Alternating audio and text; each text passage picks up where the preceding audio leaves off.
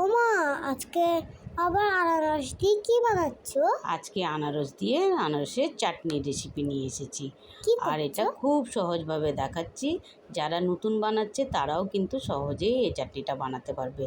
তো সবার আগে আনারসটাকে কেটে ছাড়িয়ে নিতে হবে। আর এই দেখো এইভাবে ছাড়িয়ে এটা চোখ পরিষ্কার করতে হবে।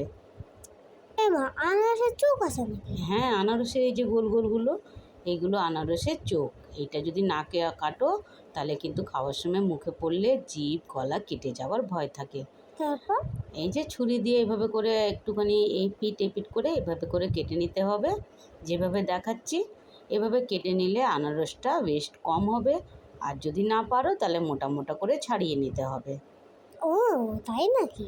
তারপরে এই দেখো ছোটো ছোটো করে পিস করে নিচ্ছি।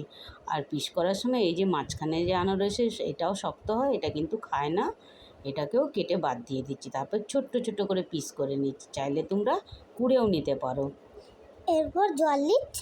না না, এরপরে কড়াইয়ের মধ্যে এটা দিয়ে একটুখানি সাদা নুন আর বিট নুন দিয়ে অল্প একটু জল দিয়ে এটা ঢাকা দিয়ে সেদ্ধ করে নেব।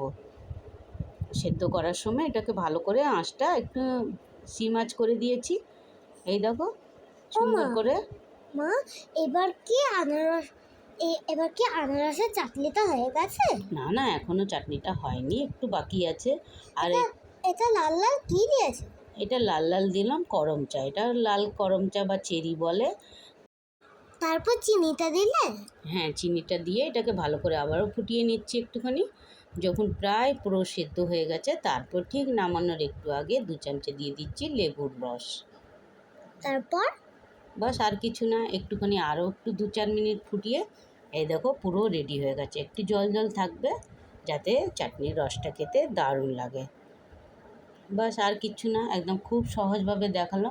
বন্ধুরা, চাইলে তোমরা এইভাবে করতে পারো। আর রেসিপিটা কেমন লাগলো অবশ্যই কিন্তু কমেন্ট করো। ওমা, ঠান্ডা হলেই আগে আমাকে দেবে। হ্যাঁ অবশ্যই, তবে বন্ধুদের কি বলবে বলে দাও। Like and subscribe. টাটা, ভালো থাকবে।